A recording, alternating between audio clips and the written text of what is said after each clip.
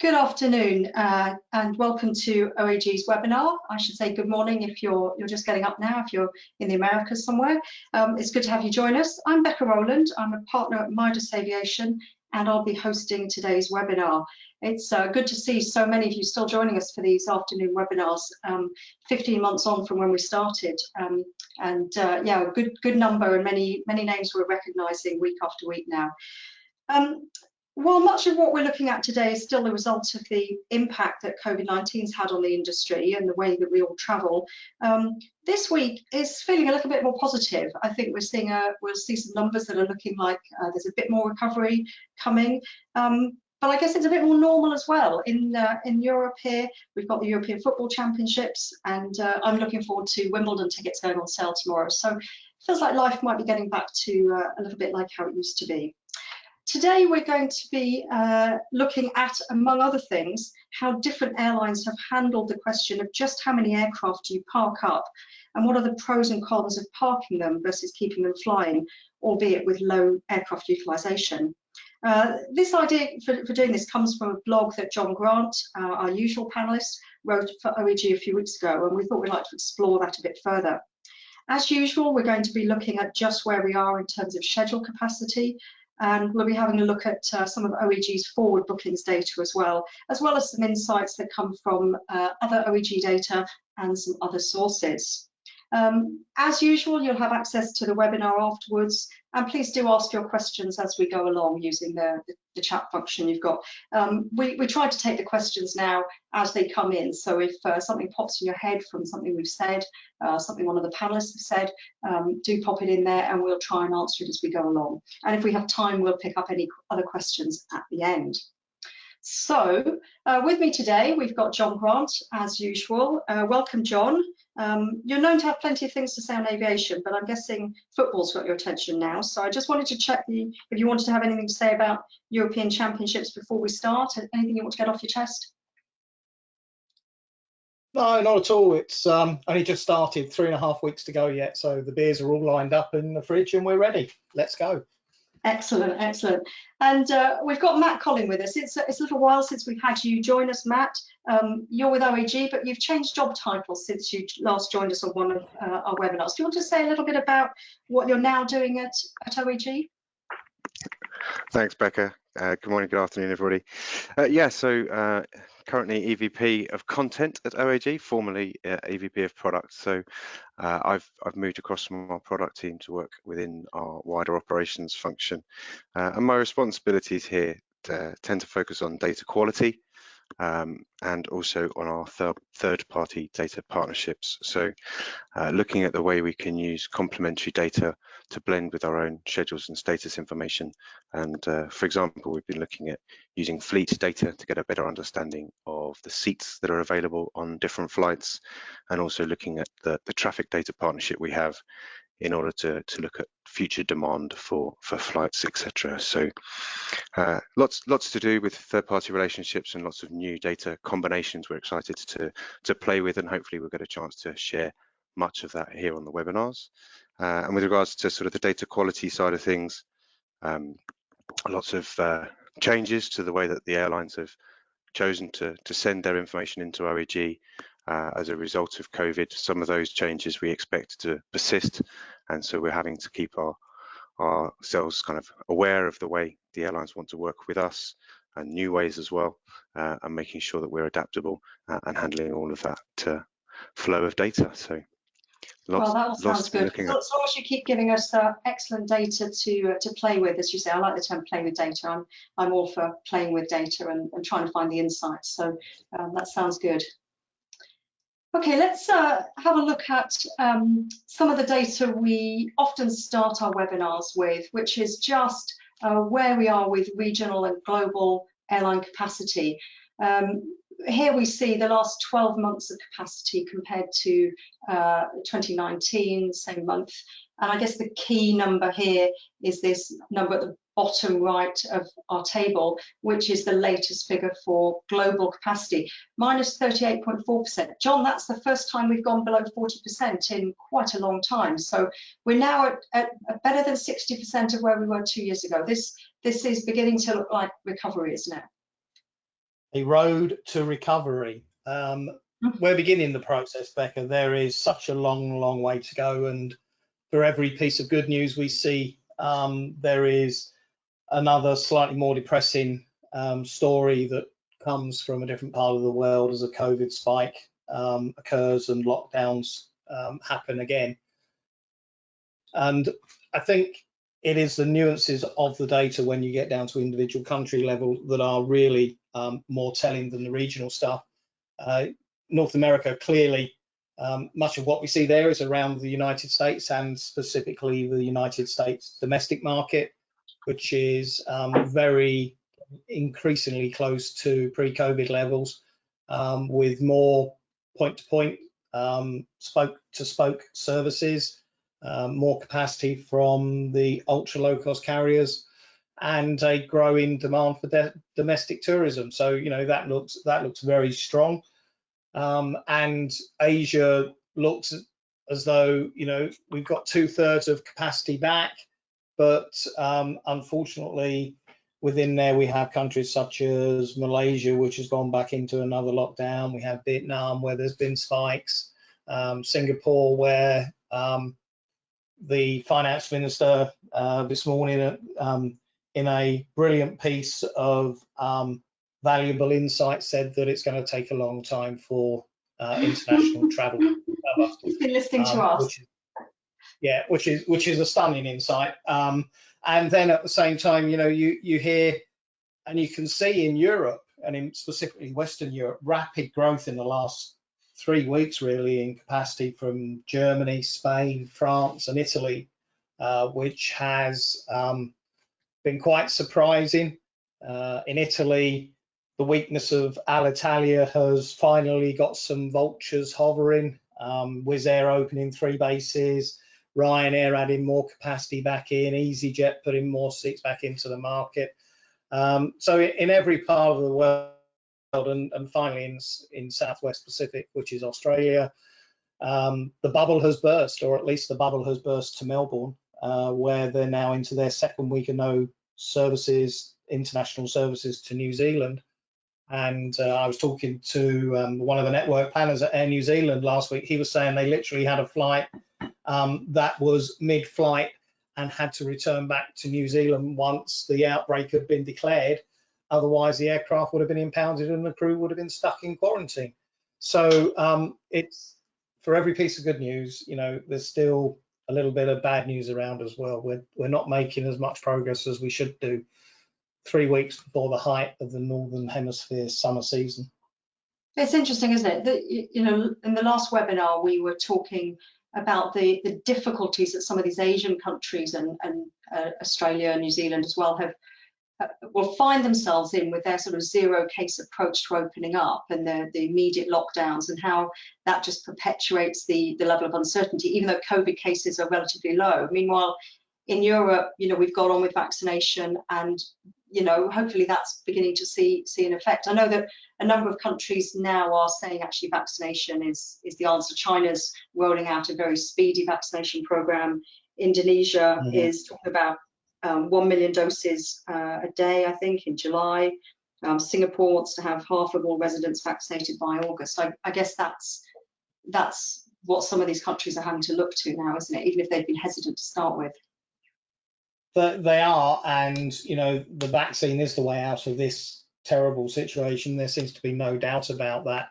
But it also requires governments to act in unison rather than on a bilateral basis. You know, I've heard today that the European Union Council of Ministers will give approval for US citizens to arrive in Europe without any of the quarantine requirements. That's a great move forward, but until the US reciprocates and allows Europeans into their country without those quarantines and without those requirements, it's just a one-way street. And you know, airlines cannot rely on just generating revenues from the United States to Europe. They need to be able to fill the aircraft with revenues from both ends of the routes. So this is something that you know, needs a bit more joined up thinking. These unilateral statements look brilliant, but we need a more coherent policy across countries. Right. Okay, let's have a look at the same sort of data, but for the last 8 weeks here. So this data on the right-hand side is for the latest week. A similar number we had to before, minus 38.7%. But you can see the progression week by week. We're just seeing a bit more improvement, and then quite a jump this week, which looks like Europe here is definitely on the up, isn't it? Finally. Yeah, it is. Finally, and I really fear for the British holidaymaker when they do get access to Europe, because if you look at these numbers, it's quite likely that the German tourists would have put their towel on the sun lounger, had a pina colada, had a glass of sangria, and will probably be enjoying happy hour before an English traveller gets there. It is bizarre that the country with the highest vaccination rate in Europe continues to restrict travel, and it's frustrating, and it's not working, because pieces of research I've seen have said that up to 5 million people have already booked a holiday to an amber destination and will travel regardless. So these rules are there to be misinterpreted or to be broken, I'm afraid, which is not what any of us really want to see. Yeah, it's about certainty, isn't it? It's about being able to plan ahead and have a bit more certainty. This is a chart we've showed regularly, and we've updated it again, that shows where we are in terms of global capacity versus 2019, which is the black line here, and 2020, which is the grey line. We can see this steady improvement since February, which is pretty good. But every time we've looked at this, we see a steep increase just in the weeks coming up, and we know the next slide will show us this doesn't come about. We think this is the same now. Obviously, this period here from sort of mid-July coincides with certainly European summer holidays for kids, and when sort of most people want to go away. It's peak season, but it's looking a little ambitious, isn't it, from our point of view? Probably as ambitious as Scotland winning the European Championships, Becca. There are airlines that are still hoping that they're going to be able to operate a sizable part of their summer program. There are markets with capacity in there, such as the North Atlantic market, where airlines have still got large chunks of capacity in their reservation systems. That is unlikely to materialize unless something dramatic happens quickly and our governments realize we can't live with an aspiration of a zero COVID society. It's not possible. So yeah, there's even airlines such as Jet2 who have capacity in and are not even operating at the moment because of the uncertainty and lack of consumer confidence about being able to book and take a holiday. So it's an ambitious expectation that we would get to 80 million seats by the second week of July. We're just over the 70 million threshold now, and every week we see capacity being taken out for each month. 5 million seats were taken out last weekend for July that originally were planned to operate, and that keeps happening. And you run the chance at the moment that about 1 in 3 flights that are currently sitting there will be cancelled. It's frustrating and quite scary. So when we look at last year's numbers, we did see a bit of a boost in that last week of June, and it was maintained for a good few weeks. So in a way, this pattern we're seeing in the schedule now is a similar sort of ramp up to what we saw in practice last year, albeit off a much higher base. It is, and there's a supreme irony here, of course, because your 2020 number shows that increase in capacity and subsequent increase in demand, despite the fact we had no vaccinations. And there was nothing. Europe started moving again, and there was more optimism. And then, of course, came September and the winter season and more lockdowns and more variants of COVID. So it does follow the same pattern. and it, there is no doubt we are in a better place than we were this time last year on a global basis, but there are still large pockets of capacity that probably will be removed.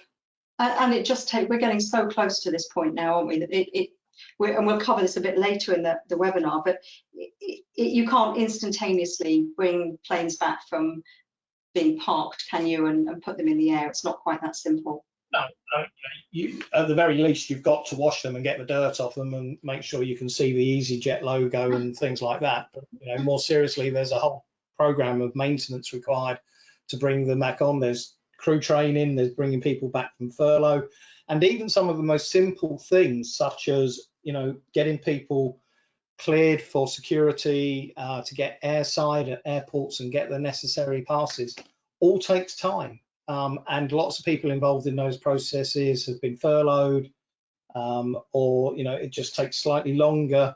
So it's going to be still a very slow recovery. And to support what we're saying, this is one of those pieces of data I really love in the OAG systems, that we can take a snapshot of the schedule from a previous point in time and say what did the global schedule look like, or indeed any part of the schedule, and how has it changed over time. So the yellow line is what we're seeing today as global capacity going forward to the end of the year, and then each of these other grey lines are a different point in time. And you can see as the weeks have gone by, back from the 5th of April, there was all this expectation, and then 2 weeks later there's capacity removed, and 2 weeks later there's more removed, and the airlines are working just 2 to 4 weeks out quite often in terms of managing the schedule. And when we see this pattern, it's hard not to think it's going to happen again. But we are seeing genuine increases in capacity. We're now at this point here, and it has moved up from where it was. Yeah, and I think what you're seeing there, Becca, is absolutely right. If you look beyond the 26th of July, all of the snapshots you have are essentially at or around the same sort of mark. They're quite concentrated, and there's not much gap between them. And that's because airlines are holding on. They are gambling and holding on as long as they can, in the hope that the 19th of July is going to be the moment when the US allows overseas foreign passport holders to enter the United States, and the United Kingdom reopens for international travel. Someone plugs the traffic lights back in, and all of these sort of things. But at least 2 weeks before that date, airlines are obligated to start taking capacity out and cancel flights. Otherwise, they're in for potential compensation, which is a supreme irony. They only have that shortened window of opportunity because of other regulations that they have to live and work within, particularly in the European Union. So it's we are gambling every day that something's going to come good, and that airlines going to be able to operate probably half of that capacity. Certainly not going to get up to 100 million, I don't think. So Matt, let me bring you in here. One of the things that's interesting here is this week is the first week we've seen airlines start to add capacity into the winter schedule. So from the end of October, early November. We would normally see that, would we, at this point in time, or are they just moving capacity from the summer period to later in the year because they have to believe that they'll be flying more? Yeah, it's a great question, Becca. I think we would normally hold a schedule for most airlines for the current season and the following season, and obviously all airlines are tinkering with their schedules as things go on. And in previous pre-COVID times, should I say, that you would expect to see some changes, but what I think, postulating perhaps what we might be seeing here is recognition from the airlines that they may not be due to make the volume of passenger journeys that they were expecting to during the summer months, and an optimism they may be able to recoup some of that in the winter. But like you, I really love this chart and kind of the erosion of the schedule, as I call it. And you can see, to John's point, that kind of 2 week cycle of holding on, and then almost admitting defeat that the flights aren't going to operate the way that the airlines had anticipated and hoped, and having to kind of remove those flights from the schedule. But yeah, I think that crossover in kind of late October, early November is fascinating, and see how that develops, whether or not additional capacity gets added into the winter schedule as the next couple of weeks transpire. I think sometimes, Becca, you know, personally, sometimes it's quite hard to have any sympathy with British Airways, but 3 weeks ago they started bringing back all their management, you know, and gearing themselves up, because like probably every other person except our wonderful Minister of Transport in the United Kingdom, we expected to see some more countries move to a green status. So they brought them back in, they started, you know, bringing them back online, getting the systems up and operating, only to have to furlough those same people 2 weeks later.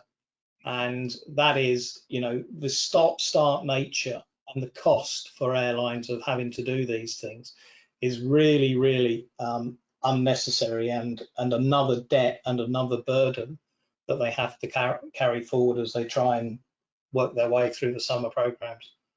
It's yeah, it's tough times for airlines, but also airports and everyone else in the travel ecosystem. This is a very busy chart, but it gives us quite a lot of information about what's happening, where capacity is being added. So this is what we see this week for the next 8 weeks, where capacity has been added. So we've seen 26 million more seats in the schedule this week compared to last week, most of it going into Asia and Europe. In Asia, in this central pie chart, a third maybe into domestic Chinese market, a good portion into India, which we know had fallen well behind and is now beginning to pick back up. About a third into international Asian traffic. We had a question a moment ago. What would Asia be if we compared to 2019 if we excluded China? I mean, China is just a really big part of what's happening in Asia. Yeah, Becca, I've once again confirmed that, you know, I am capable of multitasking, and the actual answer to that question, Taryn, is that for the week of the 17th of June 2019, there were 23.6 million seats in the whole Asia region, and for this week it is 9.6. So that tells you how big China and how important China is in that overall scheme of things. But you know, there are other markets in Asia that are suffering just as badly. Japan was 4.1 million, it's 1.6. India was 3.9, it's 2 million. And in both of those cases, it is the absence of international capacity and services that is bringing those numbers down.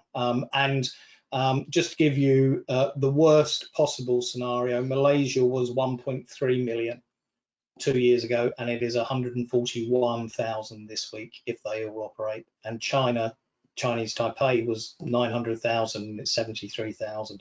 So China is important, but every other country in Asia is struggling as well. Yeah. And on the right here, I think this is quite interesting. This is some of the markets within Europe and where capacity has been added for next week and for the week of the 28th of June and the week of the 5th of July.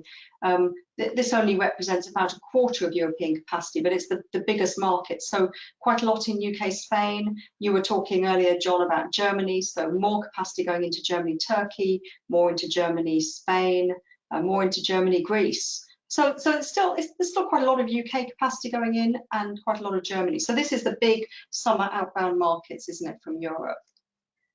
It is. Is it going in, or is it literally just, you know, holding on there and it's been there for a while and it will be removed in the next couple of weeks? I don't know. I mean, just put yourself in the position of Jet2, you know, a UK-based low-cost airline with a very strong presence from the north of England to all of these sunspots, currently not flying, and in desperate need of access, unconstrained access for their passengers, so that they can operate, you know, efficiently to and from, and people can have holidays. we're seeing capacity being switched from the United Kingdom to Germany by EasyJet. You know, they're putting more aircraft in. That was a decision that is one of the benefits of being a pan-European airline. You know, they can move capacity around where they need to. But that will not come back to the United Kingdom this summer. That will stay in Germany because they put it on sale, and you know, they're looking to recover the losses they would otherwise have in the United Kingdom. Wizz Air have essentially dropped all of their Norwegian domestic services because they see a bigger opportunity at this moment in time in Italy, and they've opened 3 new bases. They are competing against a very weak national carrier, and it makes sense for them to do that. And you know, what we are seeing, as much as anything else in these capacity numbers, is those carriers with the flexibility, the agility to move quickly, are putting capacity into the markets that are open. And for those markets that are closed, for whatever reason, this is a loss of capacity and a loss of jobs and a loss of economic activity that is now taking place. Okay, and on that sober note, we'll move on to something just as sober. We've the last week or so, Eurocontrol brought out their latest forecasts for movements. So this is obviously European data. They've got 3 scenarios.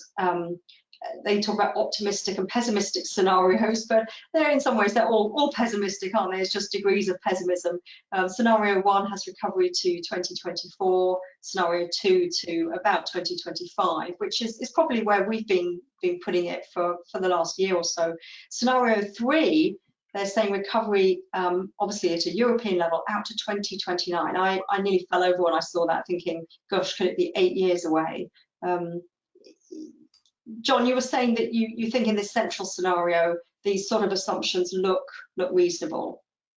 Yeah, I think you know, the 2029 recovery scenario is very much it's a scare scenario. I wouldn't call it lingering infection. It's something more dramatic than that. It's just a death of the aviation industry.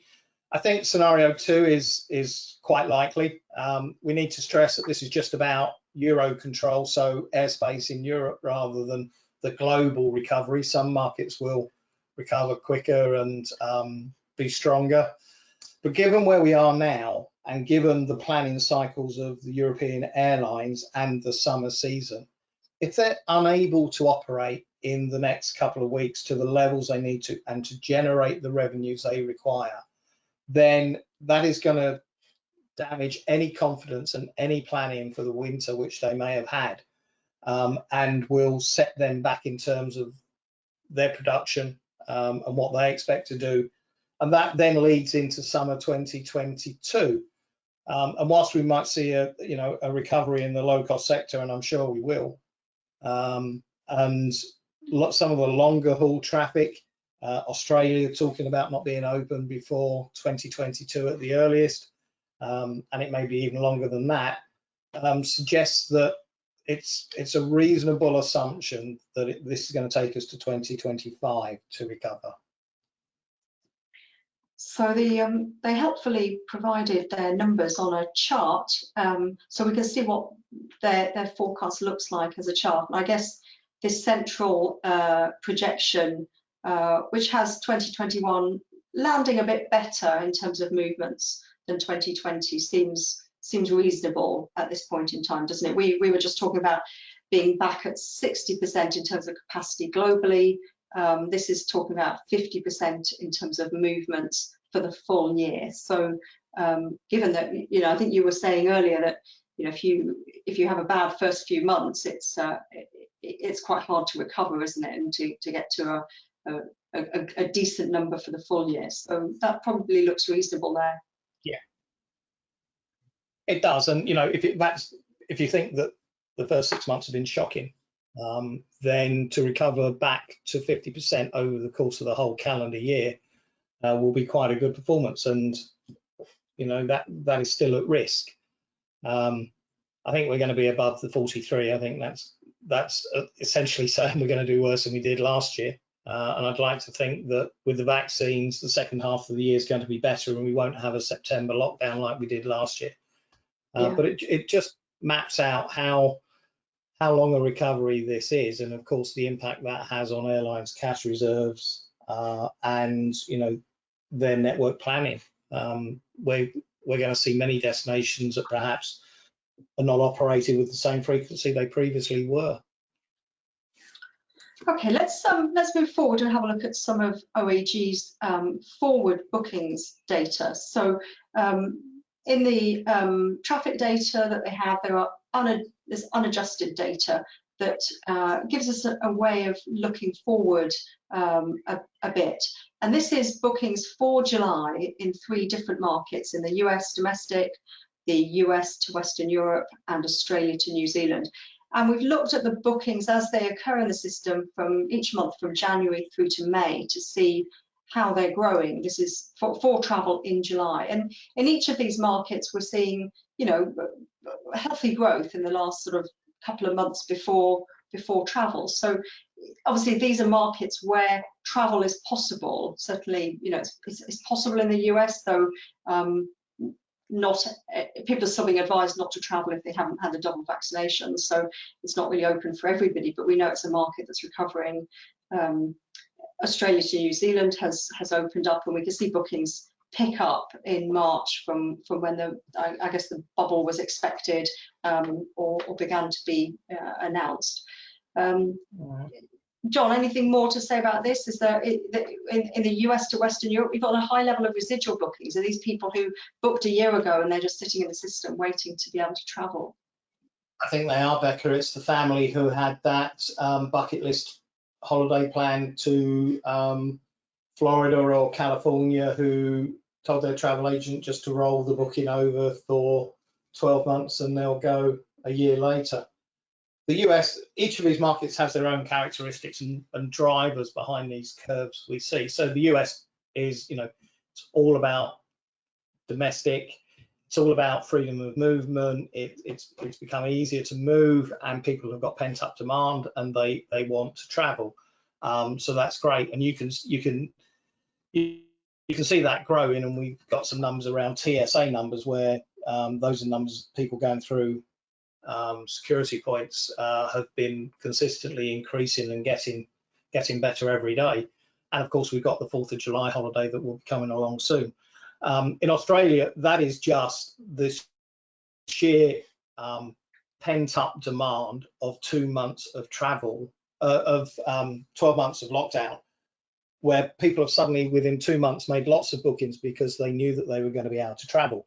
Now, from the feedback I'm seeing in the market and talking to people, it's very clear that after that initial spike, bookings have begun to slow down and capacity is being taken out and reallocated by some airlines back onto Australian domestic services, because that I must go and see my grandchild or whatever need has been fulfilled, and people are now becoming concerned, particularly after the Melbourne incident, that they could be stuck overseas in a different country for another 12 months whilst a quarantine is imposed. So every booking curve has its own characteristics, its own quirks, and its own drivers to those particular points. And from Western Europe, there are a group of complete nutters, myself included, who have booked flights for late August in the expectation that some sense will be seen by someone either in the United States and Europe about reopening capacity.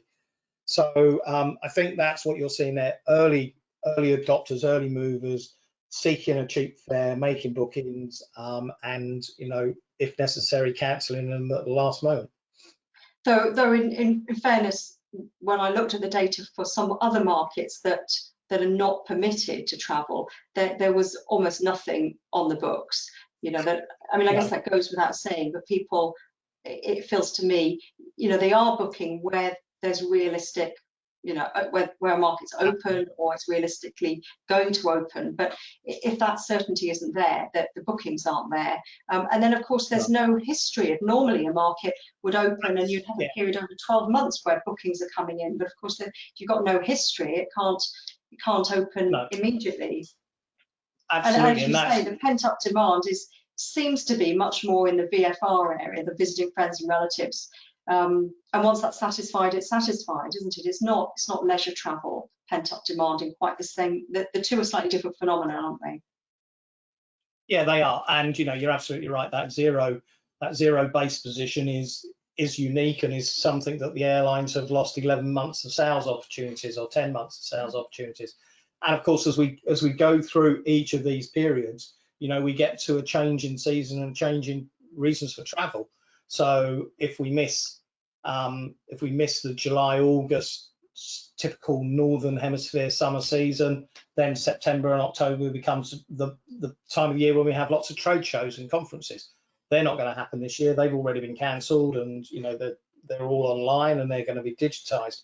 And then you get into the ski season, and you know there are only so many people who can break a leg on a ski slope in the winter.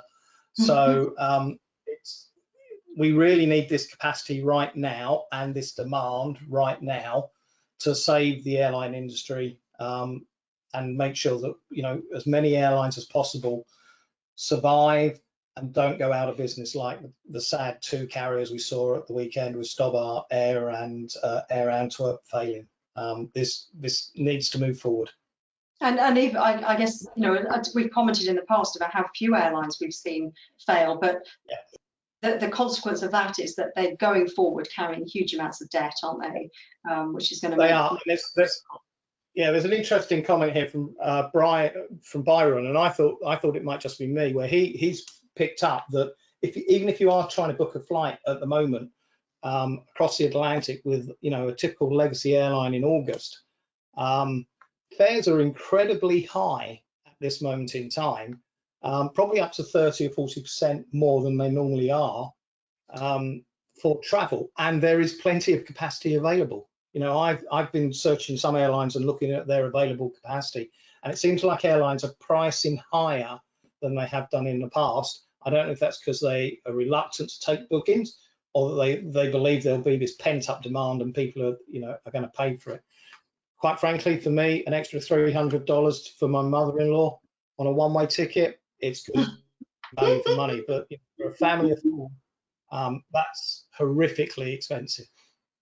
Yeah, and we've got another question which I think is interesting about, you know, I know you've said a lot about we need somehow to get airlines flying this summer, but when everything's up in the air and when nothing's traditional, you know, could we still see some leisure demand coming through in the autumn and the winter and spring 22 that perhaps we haven't before? Perhaps we'll see people taking long haul flights down to Cape Town in the winter in a way that we haven't before. Perhaps people are going to look at travel slightly differently. They're going to go out of their traditional season. They're going to find any opportunity to get away when they can. We may, if that destination can guarantee and meet all of those things that will rebuild confidence, such as, you know, there is no likelihood of being locked down, put in quarantine, that you don't have to do excessive testing on arrival in that destination. And if those sort of ingredients are put in place, then we know airlines are being amazingly flexible in experimenting and either adding new destinations or increasing frequencies to meet demand. So absolutely it is possible. You know, the Middle East, Dubai, Abu Dhabi, the Emiratis could have a really strong winter season of European sun travelers destined for Dubai and Abu Dhabi. Anything is possible, but until consumers can do bookings with confidence, everything remains in doubt. And I think that the word confidence is the key one there, John. And we talked when I was on the webinars sort of 6 months ago. Confidence was all about whether or not passengers would want to travel due to the risk of coronavirus, not due to the risk of, is my government going to change the rules and mean that my holiday gets cut short, I lose out in some way, whether it's kind of the holiday or the financial side of things. And you know, we talked about pent-up demand. but as we discussed earlier, as you perhaps move through the traditional Northern Hemisphere summer season, and if you get past the school holiday period, that opportunity can, to some extent, be described as gone, and that demand, people will have made decisions where they are confident, and that's to take a staycation and to holiday in their own country. And so if you miss that opportunity for the Northern Hemisphere summer season, there's only so much of that traffic that can postpone past the school holidays. Yeah, and that's why you're seeing Scotland suddenly, for some reason, becoming popular for holidaymakers and people in places such as Cornwall, where it's being swamped with people coming down on holidays. Even the G7 thought it was a nice place to go for a weekend. Okay, so we talked a lot about capacity. What about demand and passenger traffic? This is taken from some analysis that you did, John, recently for something else. And you've looked at a number of US airport pairs here at the top, Honolulu, Los Angeles, looked at how the bookings were a couple of months ahead of travel in July 2019 and the same thing for July 2021, just to see how far behind they are. We know that in the US, capacity is now, I think, 19% below 2019 levels. So there's a big gap, isn't there, between capacity and demand? It would seem that demand is still lagging quite a way. Yeah, so this was just a selection of some of the largest markets and bookings that were held 2 months out for travel. And you can see there's a mixture of, these are essentially, I think, leisure-dominated routes. But it's to the point that as of 2019, the airlines had been selling this capacity for 10 months. And this is the numbers that they had built up.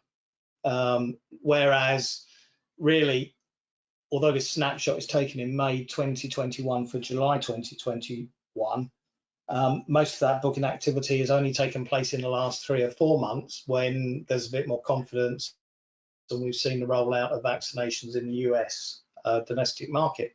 But some of these numbers in terms of forward bookings would be worrying in a normal circumstance. Seattle, San Francisco, for example, 90% fewer bookings are held in the reservation systems than at the same time in 2019. That's a big number, and it suggests that there would be cheap fares available at some point.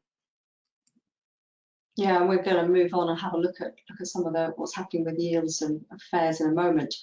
So John mentioned the TSA data earlier. So the TSA data is a great data source which records people coming through security points at US airports, and is reported really within 24 hours or so of when they travel. So it's very current, very up to date data, which gives us a proxy for demand. And what we're seeing here when we compare this column here, the fourth column of percent change, which is the percent change in 2021 versus 2019 by day through those checkpoints, we compare that with the capacity by day. We're seeing a sort of 9-10 percentage point difference between those two, aren't we? So looks like demand is lagging about 10% here.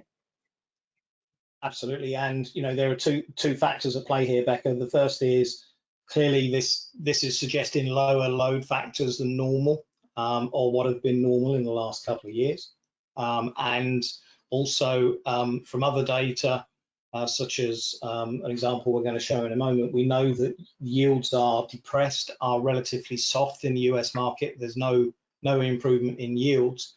So those two factors mean that it's likely that the break-even point for airlines is not being realised, and perhaps for many, whilst these are cash generative, some of them are quite marginal in their flying, but it is bringing cash into the airline businesses, which is good. But the downside of that is equally that the price of aviation fuel is about 35–40% more expensive than it was this time last year as the global economy rebuilds, demand increases, the operating cost of the airlines are beginning to nudge north, yields still heading south, there's plenty of empty capacity. Airlines need to be careful that they manage their way through this carefully rather than just chase passengers, but actually they're not cash positive passengers. Yeah. And you know, over the months, we've had a number of questions saying, surely yields are going, you know, fares are going to rise because the airlines have had such a hard time. But you know, it comes down to supply and demand, doesn't it? And then, you know, we've got a situation now where supply exceeds demand, which normally would lead to lowering of fares. And if you've got some actors in the market, some airlines who are in a position to do that, then I guess everybody has to follow, don't they? You can't be the lone airline saying, well, I need higher revenue on this and I'm going to hold out with my higher fare. It just doesn't work like that, does it? No, it's that can be a very lonely space, you know, and no one wants to be there, and no revenue manager in any airline wants to be explaining to their CEO why they're not generating any revenues. So it's a very delicate balancing act. And of course, around this, you do have the classic disruptors, those airlines who have lower seat cost, who have lower production cost, and are able to drive the market pricing, not just in Europe, but in the United States, where the ultra low cost carriers are very good at doing that.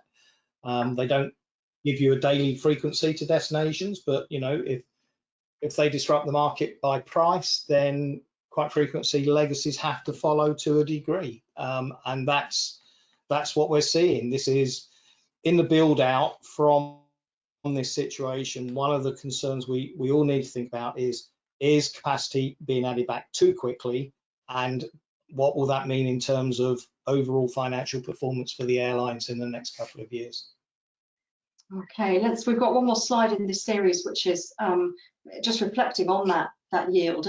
I think, John, you can have a look, I think, just in Google, can't you, see for a particular route what the fare history has been. And this was an instance where you could show that new capacity was added on this route, Honolulu, Los Angeles, and fares fell in as a direct result. So just one example of many, I think, that you've looked at, isn't it, where yields are not great. Yeah, I mean, you know, this is just one of many, but in the US domestic market, and you can see how capacity was pretty flat from the 22nd of March in terms of total route capacity through to the 10th of May. And if you look at the fares on the left-hand side on the Google search, you can see they were beginning to edge up a little bit. And then, you know, United Airlines added an additional frequency in, and that was maybe a bit too much capacity in the market, and they all softened back down again. And then Sun Country decided that they liked the look of the Honolulu, Los Angeles market. Everyone else seemed to be doing quite well in terms of bookings. They've got a much lower seat cost than everyone else. They would come in with an introductory fare, and suddenly the fare moves down by about $100. Now, and it's not recovered. That's not the sort of picture airlines want to see, and the sort of rational behavior that, you know, the industry perhaps needs to see. Interesting. Okay, let's have a look at some different data. The next series of slides, we're looking at fleet utilization, and this came out of a piece of analysis or a blog that John wrote for the OAG website. If you don't look at those, then you can sign up, I believe. Do head over to the OAG website and have a look at the regular blogs that John and several of us write that comment on the industry. So John was looking at these European low-cost carriers for a week in May and compared how many aircraft they were operating and what proportion of their fleet that was, and then what the average utilization was. And what we observed is that Ryanair has a much higher proportion of their fleet operating, but with a fairly low average utilization. So it would look like that's just a very different strategy to some of the other airlines, and that got us thinking, how does that apply elsewhere? But there's lots of good reasons why you might want to do that, isn't there? Matt, do you want to come in here and give us some of the reasons why it might be more cost effective, I guess, to keep your planes flying? Thanks, Becca. Yeah, I think you know, the process of putting an aircraft into storage is not an insignificant one, and you know, that's a very kind of formal and structured process to make sure the aircraft is secure, that all of the inlets are protected from sand and or bugs from getting into them. And then obviously there's a reverse process to bring it out and a series of checks to make sure that nothing untoward has happened and that the aircraft is safe to fly. And so the process of formally putting an aircraft into storage is a time-consuming one. And if you've done that with a significant proportion of your fleet, obviously it magnifies the resource and the effort to bring those aircraft back out of storage. So potentially the opportunity to keep all of your aircraft active and their kind of maintenance to be happening as a factor of kind of being operated, keeps the airline nimble, keeps the airline in a position where they are able to quickly react to changes in regulations, perhaps if they need to ramp up capacity or similar in a short period of time. I think you were saying earlier today to me that there's maintenance issues as well. I wasn't aware of this, that just the maintenance schedule or trying to keep your aircraft aging at a consistent rate. We put some of the benefits down on this slide here, but there may be many others. But those elements of maintenance and aircraft aging are also things that are sort of in the mix. It's quite a complicated process, isn't it? Thinking about how you manage your fleet. Yeah, absolutely. I think the airlines set out with a strategy for their fleet with an expected kind of utilization across the board, and they've ordered and received those aircraft to fulfill that strategy. And with a shock to the system like COVID, obviously everything's changed, and they're now managing all of those aircraft, whether they be on lease agreements or not. Some of those lease agreements may refer to the number of hours and cycles that the aircraft is permitted to perform. And so if you choose to operate only a small portion of your fleet, is there a risk that you'll exceed your lease conditions there? And as you say, with regards to maintenance, a lot of airlines, particularly low-cost carriers, like to perform their maintenance little and often.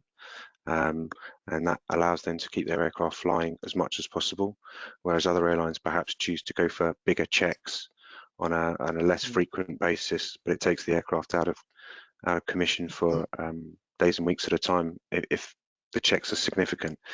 And so all of these different factors with regards to kind of the management of the aircraft as an asset will be playing into the decisions that the airlines are making about which aircraft to use.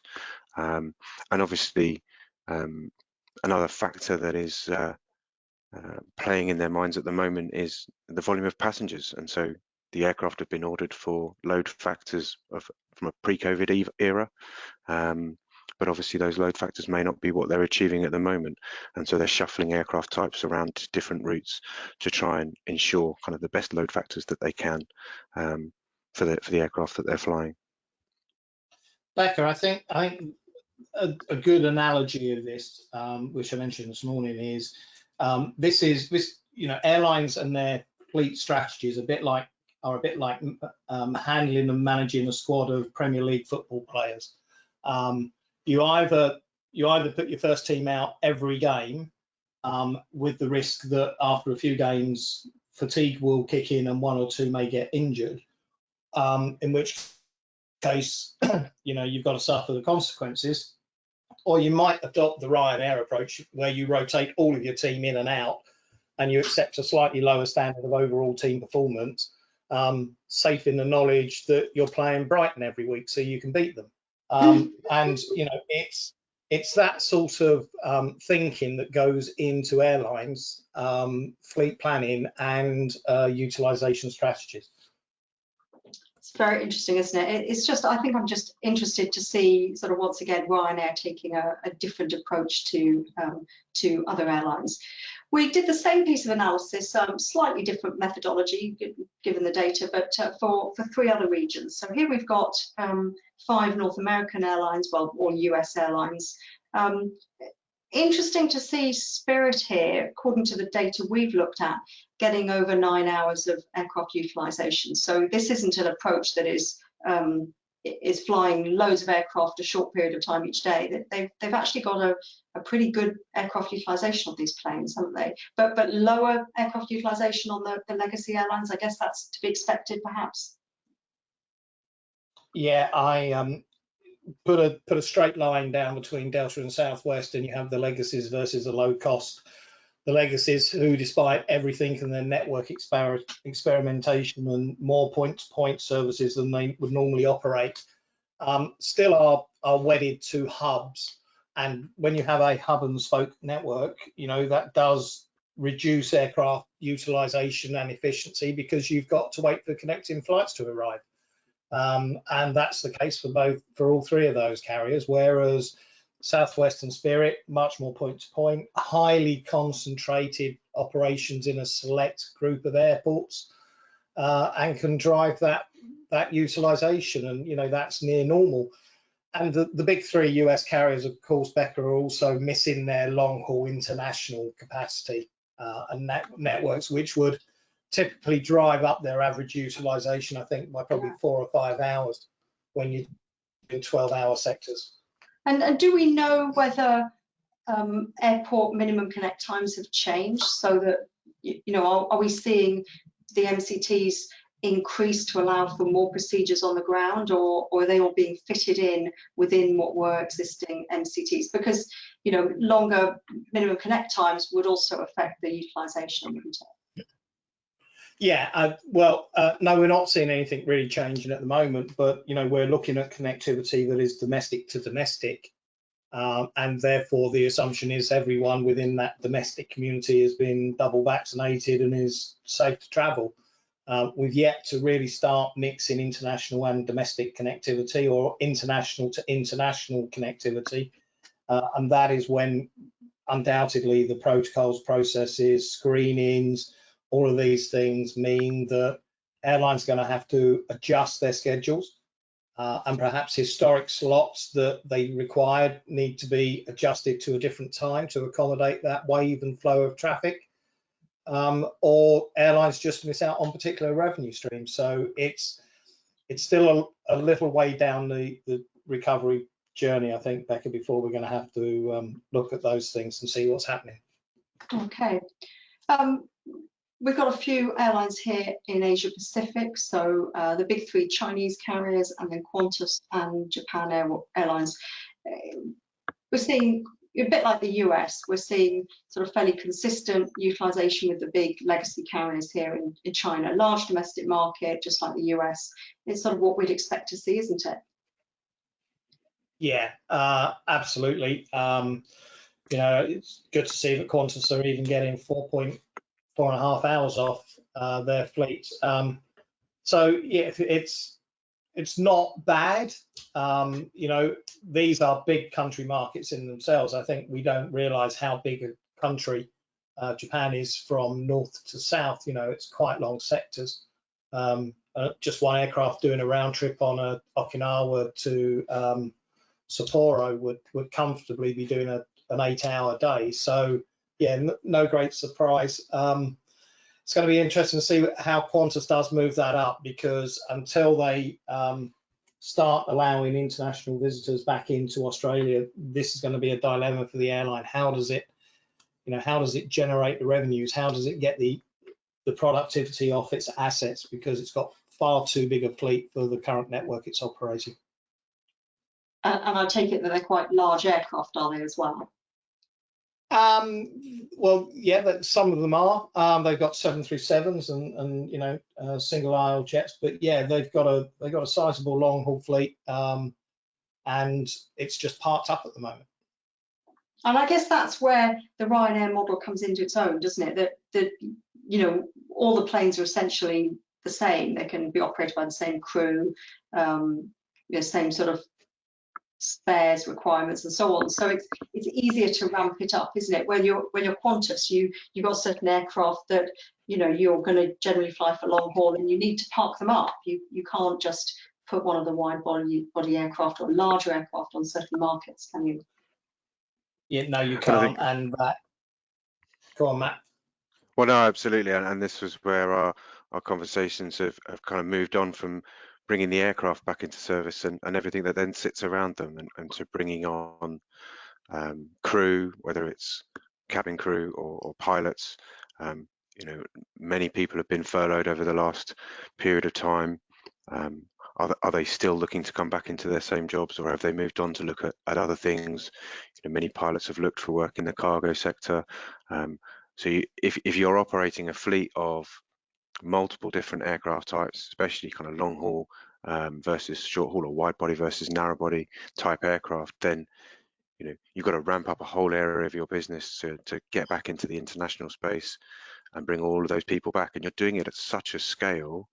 If you wanted to bring a new crew on stream, and to do that for one crew takes this much effort, but to bring back an international arm of an airline, you're going to have to do that with all the crews associated to it. So the scale and the volume of the work that's needed, making sure that everybody's kind of up to date on all of their paperwork to prove that they are certified to perform their roles, etc. A huge volume of work. So there's definitely an advantage perhaps to an airline operating a 1 or 2 aircraft type strategy, because they're already kind of building off a foundation where they have crew available for the aircraft that they want to fly already in play. Yeah, okay, we've got one more slide like this, which is Middle East Airlines. So Emirates, Etihad, Qatar and Turkish. Quite reasonable utilization taking place here, isn't it? But for the aircraft that are operating. Turkish, John, you think is one to watch. There's lots of fundamentals in place there, aren't there, for the airline and the airport, the market. We know there's a big domestic market in Turkey, which helps with all the connectivity. Probably, one to watch as we go forward, isn't it?